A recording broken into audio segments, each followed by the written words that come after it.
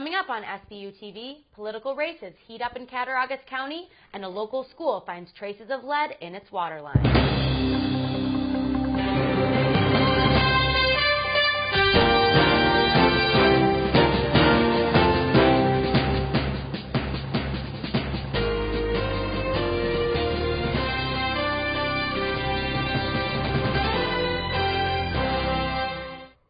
Good morning and welcome to SBU-TV. I'm Sammy Arena. And I'm Natalie Kutchko. Portville Central School found traces of lead when testing some of its water fixtures. Amelia Kibbe has more. Portville Central School Superintendent Thomas Simon has practice handling problem students, but this school year he's also fixing problem pipes. Lead in public places has become a point of interest. District officials began testing for lead when the elementary school began a new capital project to replace plumbing. Simon says the results show out of 96 samples in the elementary school, 9 came back elevated, while at the high school, 12 out of 94 samples. High levels of lead in drinking water, like those of the much-covered story of the 2015-2016 crisis in Flint, Michigan, can cause developmental delay, learning difficulties, and abdominal pain. However, Simon says the story in Portville is very different. With groundwater or issue with the water that you obtain for your municipality, potentially containing lead, and then you have the solder and the metals that are contained in your faucets. So those are two separate issues. Portville Central Schools issue is the fixtures, the solder. Flint, Michigan's issue was the fact that it was picking it up in the groundwater. Simon says most of the fixtures that came back elevated are not used for drinking, but rather are science sinks in this shower actually used for storage. None of our drinking fountains that are used on a regular basis or in the hallways were elevated. Simon says school officials continually update the school's website, and only one parent has called with concerns. Simon says any pipes put in any building after 1986 likely contain some levels of lead. He believes other local schools will test and fix similar issues soon. With SBU-TV, I'm Amelia Kibbe. Simon says the school has closed any fixtures that reported elevated levels or clearly labeled them with do not drink signs. A nationwide spook made its way to campus earlier this month. Natalie has the story. A national trend hit home earlier this month when a creepy clown was spotted on campus. Clown sightings have been reported across the country, causing arrests, threats, and physical harm. I spoke with St. Bonaventure Security Director Gary Segru, who offered his account of the incident. 2 students were walking on the east end of campus and thought they saw a person dressed up as a clown in Bob's Woods. That scared them, so they did the appropriate thing and contacted safety and security. Bonaventure students quickly assembled into massive search parties for the supposed clown. There was 3 groups that kind of armed themselves with hockey sticks, tennis rackets, baseball bats, and they went around campus searching for this supposed clown. There was also a sign-up sheet put up in one of the dormitories of an anti-clown army with several names on it, which is not the appropriate response to take. With Halloween quickly approaching, people are considering whether or not to dress up as a clown this year. Stores such as Target have even banned the costumes from their shelves. But will this prevent people from wearing it? Here at Bonaventure, security will not be taking any measures to prevent students from dressing as one. We're not going to do what several campuses across the country have done and ban clown costumes for Halloween. Personally, I think that's silly. However, people have to use good judgment and common sense. Segru also told me that there have not been any clown sightings since earlier this month. He offered some final advice to those dressing up for the holiday. Is it appropriate to dress up as a clown? I think there's a lot of costumes out there that we can choose otherwise. For SBU-TV, I'm Natalie Kutchko. Safety and security is on call 24 hours a day. They can be reached at 716-375-2525. This week in our Fall Fun Ideas, Madeline took a trip to a local apple orchard. It's apple season in the Empire State, and that means time to take advantage of local apple orchards throughout the area. Here in Forestville, you'll find Meadows Farm, where you can shop, pick, and eat. Meadows Farm is open 9 a.m. to 6 p.m. daily and is located on Prospect Road, about an hour drive west of Olean. The farm offers a variety of apples, including Fuji, Cortland, Empire, and McIntosh. Pre-packed pecks and bushels are available for purchase, or you can pick your own, with prices ranging from $4 to $23. Besides apples, squash, pumpkins, maple syrup, maple sugar, and even popcorn are available for purchase. The owner, Bill Meadows, makes his own apple cider every Thursday, but it sells out fairly quickly, and by Wednesday, there's almost none left. For SBU-TV, I'm Madeline Faircloth. For a full list of apple orchards near you, visit nyappleorchards.com. Cattaraugus County recently made the old tobacco purchasing age go up in smoke. Chris Gilbert tells us more. Cattaraugus County is shaking things up recently with changing the age to purchase tobacco products from 18 to 21. The reason they did it? To protect the health of their citizens. This county statistically, and this has been for several years, unfortunately the statistic has been this high. It's probably the third highest smoking rate in New York State, with almost 25% of adult smokers. Hopefully by reducing the number of people using tobacco products, then the health of the community will improve. Businesses in the area are not happy with the ruling, and they failed to comment on the story. But as for the local smokers, they're actually thinking this will help them in the long run. I think that'll help me, because I'm trying to quit smoking right now. So for not to not have that access right there, I think it would be a good thing actually. It's actually a good thing for something I've been struggling with for a while.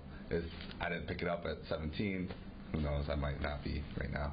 The law officially goes into effect November 1st. For SBU-TV, I'm Chris Gilbert. Though the change was made with Cattaraugus County's health in mind, the ruling already seems to be creating backlash. State Senator Catherine Young announced a grant on Thursday that will help renovate a local recreation center. Brittany Slamba has more. New York State Senator Catherine Young has secured a $200,000 grant to assist the city with renovations to the William O. Smith Recreation Center. The William O. Smith Recreation Center will be able to meet the needs of Olean residents and visitors and help preserve this historic building for future generations. Senator Young said that the funding for the renovations will help keep the tax burden down for city residents. It's very important that we secure the funding that's necessary to get the job done so that the project can move ahead, and at the same time we can save costs to the local taxpayers. City of Olean Mayor William Aiello said the upgrades and repairs funded through the grant will allow future generations to enjoy the recreation center. We are very thankful to have such a person as Kathy Young in our corner. Director of Recreation John Anastasia expects the renovations to be done in a timely manner. We're going to start the renovation when we close the ice rink at the end of March, and we hope to open back up in mid-September, so roughly around 5 months. For SBU-TV, I'm Brittany Slamba. The city has also acquired 2 other grants in the amounts of $500,000 and $420,000. USA Today's most connected millennial added Bonaventure to his network this past week. I have the story. An entrepreneur, a TED speaker, and a best-selling author, all by the age of 21, Jared Kleinhardt came to Bonaventure's campus to talk to our students about young entrepreneurship. Never before have young people had this much power, positioning, and potential to change the world. Jared has made it his mission to find young people doing extraordinary things. Now he's come to Bonaventure to push our students to pursue their dreams. I've gone from 16 to 21, and I built a world-class network in 5 years where I know New York Times bestselling authors, celebrities, you name it. I've been able to grow a successful consulting company with top clientele. I have my second book coming out. I'm speaking at an Ivy League university tomorrow, even though I never went to college. And so this is the kind of impact you can have when you're really conscious about what you want to do in life and when you figure out your zone of genius. As a young entrepreneur, Jared is no stranger to millennials or the challenges we face. You might be fired from a job, and maybe that job wasn't right for you, so it's actually something that you need to use for your journey and let it propel you forward. Graduate student Brian Wainwright appreciated Kleinert's talk. Having a young millennial like Jared coming out and kind of sharing his insights on, his business and speaking services and all of that, it means a lot to the students and provides a lot of valuable insights. So. Kleinert's second book will be released in January of this year. For SBU-TV, I'm Sammy Arena. To learn more about Jared and to buy his books, go to jaredkleinert.com. University Ministries helps students connect with the Islamic religion. Katie Brown has more. Prior to last Friday, St. Bonaventure students interested in or a part of the Islamic faith had little to no transportation to a mosque. Thanks to a persistent student and some faculty, this changed. I don't have a car here on campus, so getting to the mosque was pretty difficult. So I sent out a few emails to University Ministries, and they provided me with a van. Now it is a reality. But they were very helpful and very determined to help me get to my religious prayer, even though it was different than their own. Coordinator of Operations Kate Dillon Hogan felt getting the transportation for Muslim students fell within Franciscan values. I think that this was a way for us to be true to our own mission statements, which is we are about faith formation, to students who may be other than Catholic. For both Muslim and students interested in other faiths, this is the perfect opportunity for them to get involved. I think it really brings all of us together to give others the opportunity to experience a religious faith outside of their own, when they typically wouldn't have that opportunity. Thanks to Amina's efforts, Dillon Hogan hopes to get more students of different faiths coming in looking for help. There are other students who want to get to a service or something. I'd like to hear from them and see how we can help them too. For SBU-TV, I'm Catherine Brown. The bus runs every Friday and picks students up at 1:15 in the parking lot between Devereaux Hall and the Hickey. 2 St. Bonaventure students are starting a new campus club. Leanne Bunny has the story. Juniors Jordan Boland and Armand Panahi are giving St. Bonaventure students a fun way to practice a new language. They took Introduction to Sign Language classes and are now starting an American Sign Language club on campus. So from that desire to kind of spread the awareness, and we saw other universities also have similar clubs, we decided to get one started out at St. Bonaventure's campus. The club has more than 30 members so far. Boland says the club members want to increase student, faculty, and community involvement with the deaf culture. ASL is often overlooked. I always like to use the example of whenever someone says hola, everyone knows what that means for the most general sense. And everyone could do basically a basic introduction in Spanish to a Spanish-speaking person. Club advisor Angela Reisner says she hopes the club will get involved with the local deaf community. Let people know that it's not just a disability, that it's a culture, and that they have their own way of life, and it's unique and special. The club meets about 2 times a month to plan events, to teach each other sign language, and to practice their ASL. Members are currently planning a fingerspelling event for November 3rd. The time is to be determined. It also gives students the opportunity to work with other students, get to know other students, get to know faculty, and really just bring a sense of awareness about deaf culture. With SBU-TV, I'm Leanne Bunny. To learn more about the club, email one of the 2 co-presidents. It's election season, and Nate Discavige takes a look at all of the races on the ballot.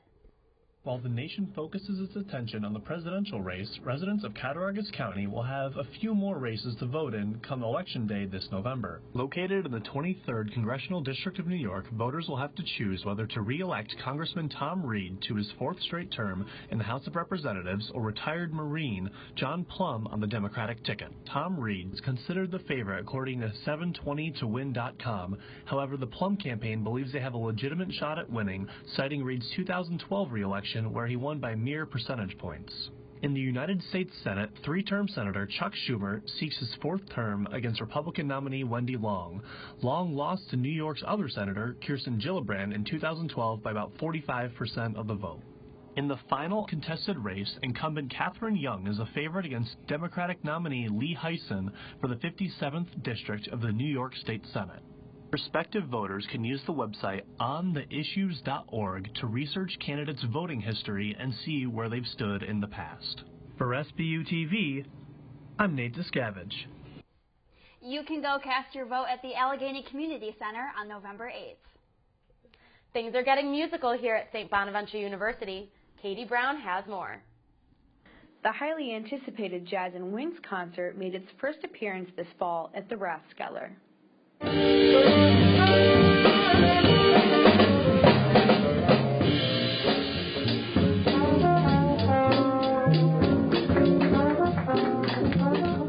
audience enjoyed juicy, fresh wings and jazz numbers ranging from The Girl from Ipanema to St. Thomas. The best part? It's all free. The concert lasted 1 hour and featured Dr. Les Sabina and the Sextet. For SBU-TV, I'm Catherine Brown. Les Sabina is a professor of music here at St. Bonaventure. I think when I tried the Death Wing in Buffalo, jazz would have definitely made the experience a little better. Oh yeah, you gotta love chicken wings. They're my favorite. That's all for us here today at SBU TV. To see any stories you might have missed, check out our YouTube channel. I'm Natalie Kuchko. And I'm Sammy Arena. Stay tuned for the Wolfpack Report coming up next.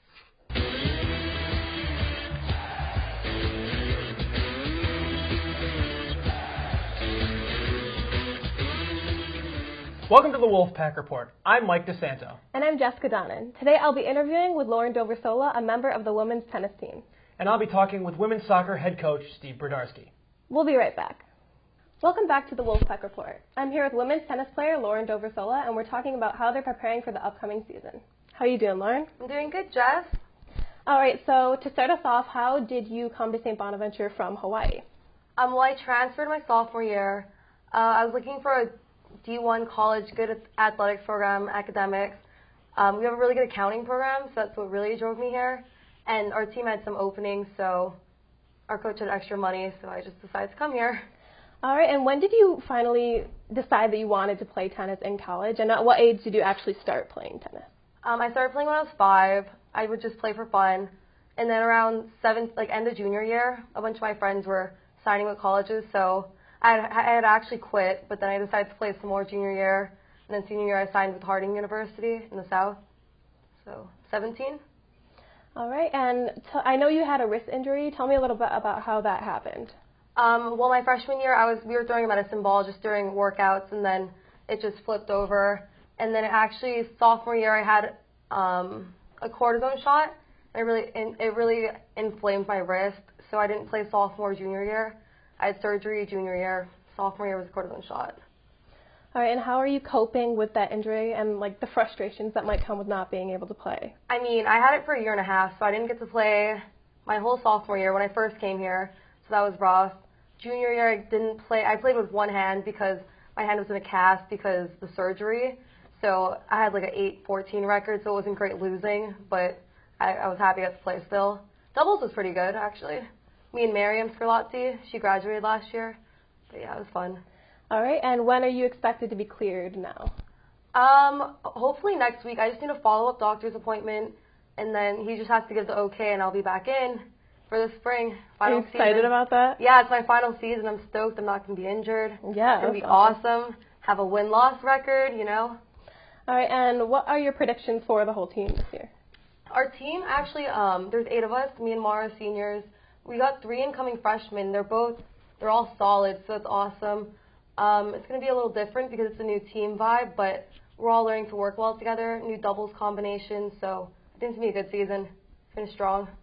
All right, and tell me a little bit about your team and how you guys support each other when you're on the court. We're really good at morally supporting each other. We cheer. We mentally, sometimes coach can't be on all the courts at once, so we help each other by coaching each other. And we're mostly just there cheering for them because it's a completely mental game. So it's not only just physically hitting the ball in, we need coaching as well to win the point and win the game. And it's better to get it from an outside perspective. Mm-hmm. So us helping each other out really helps when coach can't be there on the court. And do you have any superstitions for your games before or after? Oh, I do actually. So when I serve, I bounce the ball 3 times, no more, no less. If I bounce it 4 times, I'll start all over. And I actually almost got a time penalty because, like, I did it wrong so many times. I had to keep doing it. And then I just bounced it 4 times. Like, I don't even care. I threw it up, and I double faulted. I already knew when I threw it up, I was like, I'm going to miss it because I didn't do those 3 bounces. But it's fine. All right, and tell me about your practices and, like, the lineups. Like, do you have the same drills every time, or do they switch up a lot? We do different drills every time because it's really, tennis is cool because we play singles and doubles. So we're never doing just singles drills. We're always mixing up with doubles and singles. And, like, you never know if a doubles combination is working, especially because we got 3 new freshmen. So we've been trying out different combinations. So we've been doing a lot of doubles drills and singles too, I guess. All right, and do you plan on playing tennis at all after college? I've been doing assistant coaching in the summer. I won't be doing it competitively, but I want to coach on the side maybe. I mean, I'm never going to drop the racket. I can't do that again. It's hard to, I've been playing since I was 5. Like, it's always going to come back to me. So, keep in shape, don't want to get fat. Yeah. All right. Thank you for joining us tonight, Lauren. Thanks for having me. We'll be right back. Welcome back to the Wolfpack Report. Today I'm with women's soccer head coach Steve Bradarsky, and we'll be talking about the rest of conference play this season. How are you today, Coach? Doing great, Mike. How are you doing today? Very good. So, we're through most of the season right now, and what's been your impression of the team's play? I think we've been pretty inconsistent. We've had some really, really good games. I think where the team's played very well. I think we've had some games where we've played well enough to win, just haven't finished off our chances. And then we've had some games where, I think for whatever the reason might be, just it wasn't clicking for us that night. So it's been a mix of different things. But again, I think with a young team, you're going to see those types of things, and hopefully we'll finish strong here with our last 3 games. Okay, and speaking of inconsistencies, through the first 6 games of conference play, you lost every game. So what led to that? Well, again, I think first and foremost, we haven't scored enough goals to win games. I mean, that's what it comes down to in soccer. I think you've seen on the men's team where they've played great defense, and it comes down to 1 play, 1 goal. So, you look back to this past weekend against St. Louis. That team right now is number 1 in the conference. We played 94 minutes, and we got beat by a goal that easily we could have been celebrating a goal with 3 minutes to go in the game. So it's in our conference, it's a tough conference. You have to come ready to play every single game. I think for some of those games we have, and some of those games we haven't. And again, being a young team, you're gonna be inconsistent, but you got to score goals, okay, to be able to win games, and that's where we're at right now. We're still trying to figure that part of it out. Okay, and unfortunately for the team, this is the program's 5th consecutive losing season. So, what needs to change? Well, I mean, there's a couple different things. I mean, obviously, anytime you go through a coaching change, which we did 3 years ago, you're going to have things that you're going to have to build and grow on. You're going to start the recruiting process over, whatever it might be. I think there are things that we can change on the field. Again, with bringing in 10 freshmen this year, we knew we were going to be a young team, only 2 seniors. There are things that we need to build on and things that we need to change on the field. But one of the things that we look forward to is we're going to have most of this group together for the rest of the spring and for next year. So that's going to help us out, long term. Obviously, you can look at other things. You can compare ourselves to other teams in the conference, in terms of whether it be resources and funding and all these different things. But again, as the coach, I can't worry about those things. I mean, we got to worry about scoring more goals. We got to worry about playing better defense, and just being a better team on the field. But again, I think it's one of those things where, hopefully the lessons that we learned this season are going to be the benefits to next season and next year. Okay. And for this season, the losses have led to you being out of contention to go to the Atlantic 10 tournament. So is there an attitude or a response that you and this team need to have to make sure that this doesn't happen again? Well, I mean, I think we gave a response to St. Louis. After the tough loss to Rhode Island on the road, that was a tough game for us. And the way that we lost, we had a decent first 35 minutes, and so you're saying to yourself, okay, we're in this game, things are happening, and then Rhode Island played really, really well for the next 15, 20 minutes of the game and kind of put us out of it. So when you have that happen on the road, the immediate thing to do is you put your head down and, you kind of, sulk a little bit about it. we did nothing like that. You know, we came after St. Louis on Sunday. I was proud of the girls. You know, it's 2 out of the last 3 games that we've played against good teams in Fordham and St. Louis, who are teams that have done really well on the road. And again, we lost both games in overtime. So it's one of those things where right now we're 0-6. And you look at it from that light, we easily could be 2-4. Again, it's all the shoulda, woulda, couldas.